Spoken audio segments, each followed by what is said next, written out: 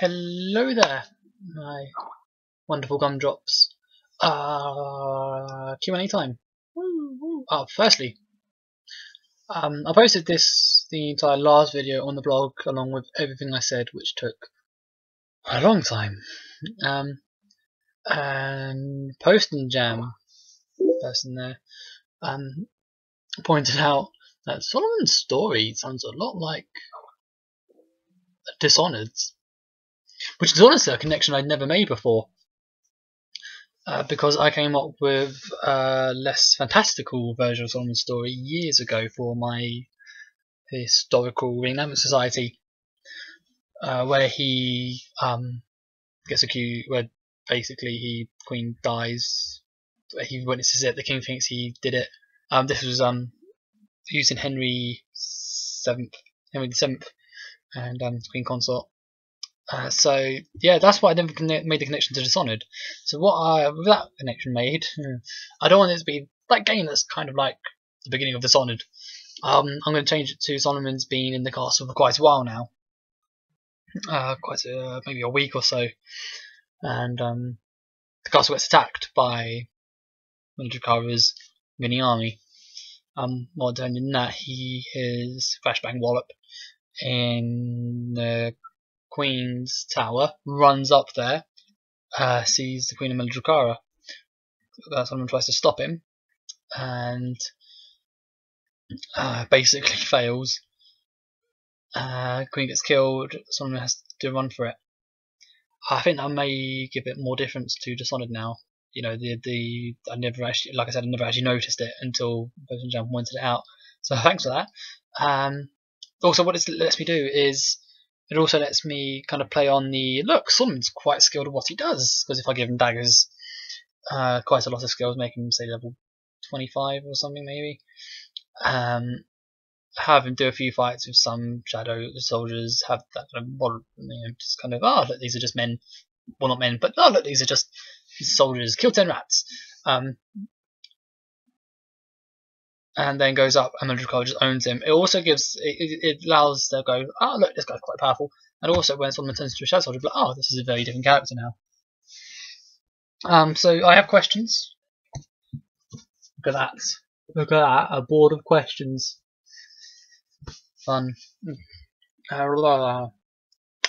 Right, first question. How many continents do you plan to have in total? Just as many as the beings, or more that are random land masses with no acknowledged religion? Here is map.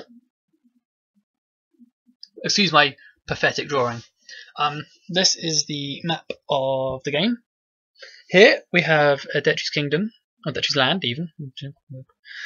Here's the pit. Here's the next continent, Forest Hall. So you go from here to there. Then you go up to Clave Drift. You then go round to around here, where Mildred starts screwing with you again. You then visit Detry's land again. You go to the port, and then you head down to a bunch of islands. Yes, they're islands. You then head over to Rafis, which is a snow place. Which then you get sent up to Cloud Place, City Place. I haven't got a name for that yet. Then you head down to the F.A.R region, haven't got a name for that yet, and then you head over to the pit. No, they are not restricted to beings. These are sometimes random land masses. Clave Drift, it has no being associated with it whatsoever. But not even Detry's land has a being associated with it whatsoever. It's literally just Forest Hall, the Fire Continent, with fees. At a stretch, Cloud City Place, because that's kept afloat by the Zanzibar, the wind being. So at a stretch, you could say that's kind of his region. That's about it. The pit technically could be Tolox's region. Technically, ice being. It's called Kalachi. Thank you, Tyler.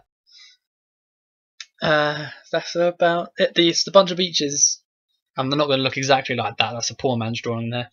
Then not going to be, and they're not going to be the water beings. Lazara, they're not going to be her region. She generally just dwells in the sea. So yeah, that's the map. That's not the entire world though.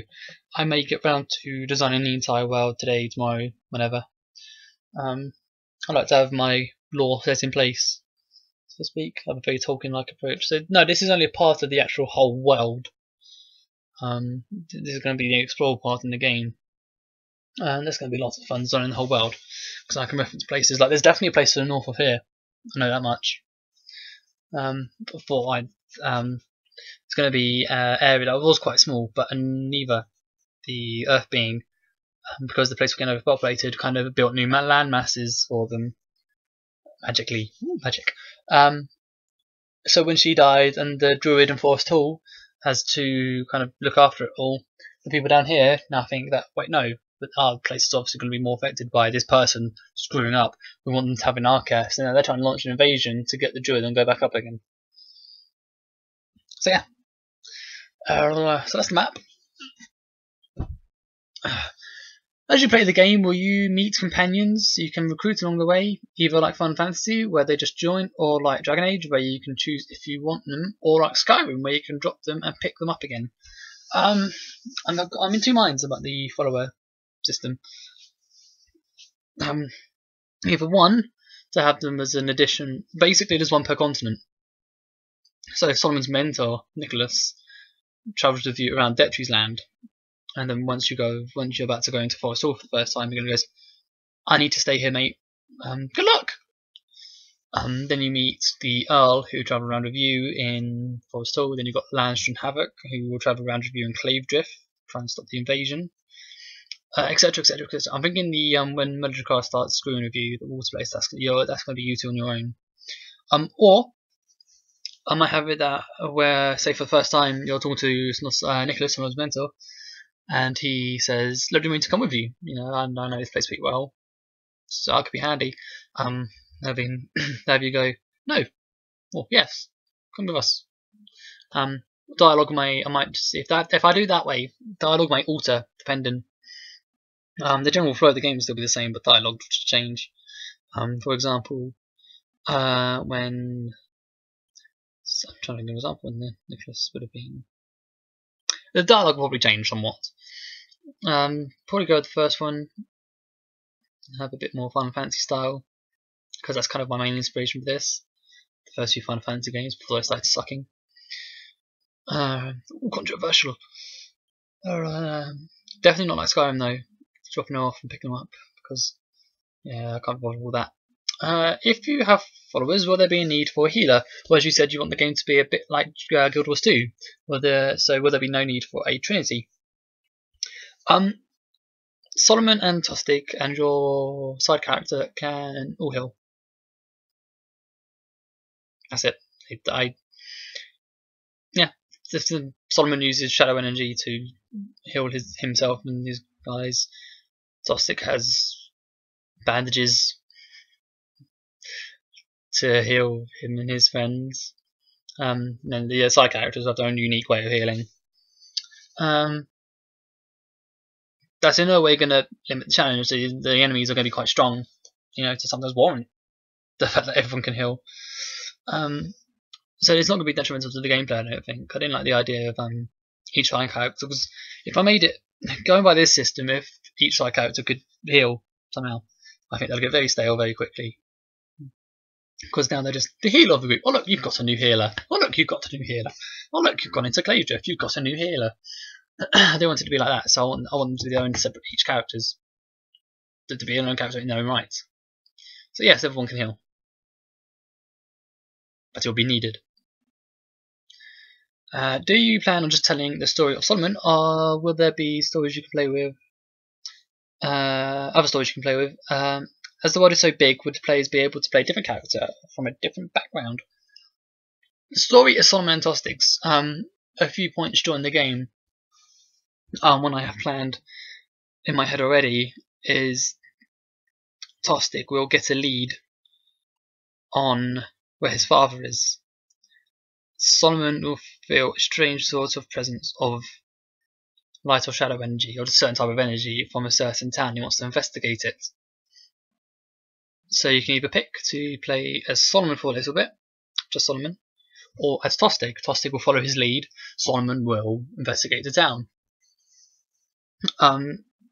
It ends up that Solomon will give in to the corruption momentarily and destroy the town, and wake up, and the player will play through him just going crazy and destroying everyone, or killing everyone. And then Tostig will return and help him up. If you play as Tostig, though, you'll go through his leader of the father, play that, then go to the town and find, oh shit, Solomon's there! Solomon's down and the town's been destroyed and whatnot. So, yeah, that's going to be fun. That's going to happen quite a few times, not in that exact context. It's not going to be leave town all the time. It's going to be different varieties of how it happens. Probably have about 2 or 3 times where they split up. Like I said in the previous video, I want them.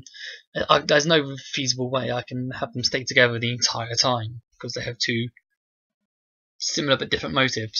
Solomon's purely after military cars. Tostig's kind of after military car, but more importantly, he wants to get his father back. Not get him back, but kill his father in revenge. So that's going to play off in important discussions, such as when they're in Clavedrift. Solomon wants to help stop the invasion. Tostig wants to go, no, I've got my father to find. Screw your invasion. Held out this long, you can do it again, etc., etc. So that's going to be fun. As for the different characters from a different background, no. This is Solomon and Tostig's story. If I could come up with more interesting characters, the side characters are just side characters. They're going to be their own person, but I don't think I could make an entire fully playable experience behind each of them. They'll have their own stories to tell. If this game goes down well, I could potentially make a prequel detailing Catherine's power, basically going through all the stories of the side character. I'd like to go through Catherine's story because she did it first. So that would be quite interesting. If there's also have ideas if there's a sequel. I've got a lot of ideas about this running around in my head. So prequels, sequels, they could entirely be possible again if this is well received or anything, or if people like it. Even if like 10 people download it and 10 people go, oh I quite liked it, or 9 people go, oh I quite liked it, that'd be good enough for me. A certain percentage of players, download it. I'm not expecting this to be a huge hit. That'd be insane. I'm just making a game for making a game's sake. Quite off tangent there.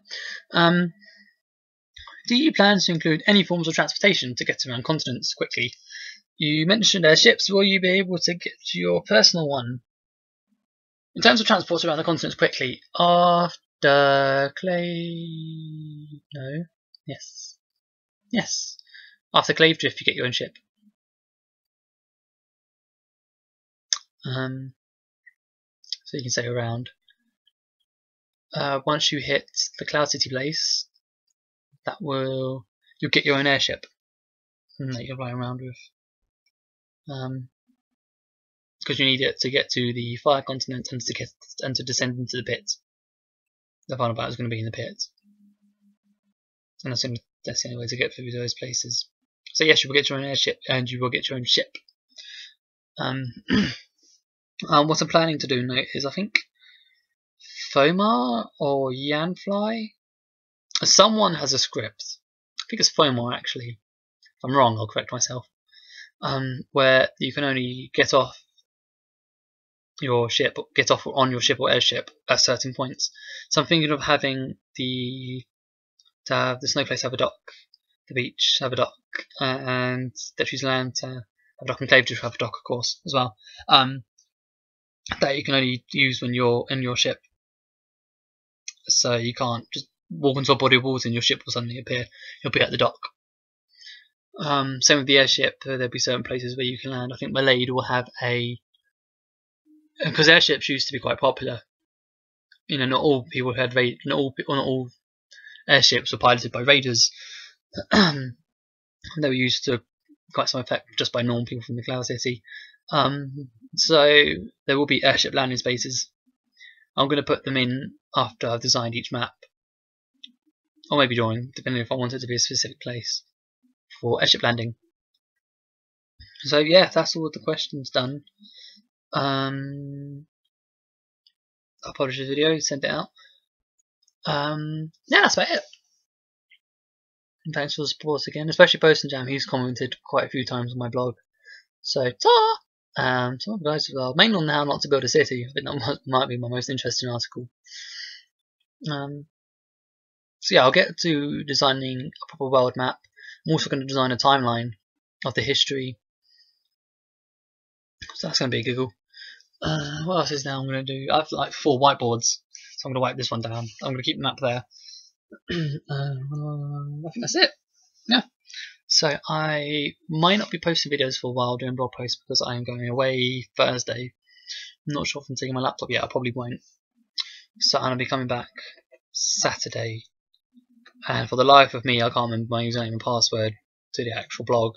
So it's automatically saved on my laptop whenever I open up the RPG Maker blog page. So I've got to figure that out somehow. I'll figure it out tonight. And then keep it somewhere safe and I'll be able to use my phone. So yeah, there'll be some radio silence on me. I'm working on the game so far. My laid is done. I completed my laid late last night, I think after the video. Doing the high class section. That was a good fun. That's the inn is massive. It's practically a hotel. 5-star hotel. They each have their own, all the houses and shops have their own personal moats. Still around. Quite a posh area. I'm looking forward to designing characters because each little character you meet, even though they have like 2 lines of dialogue, is going to have their own name. I'll give everyone a name. Just make it just that little touch to make it a bit more realistic. So yeah, that's me off. I'm going to be working on the game. So ta-ra, bye bye.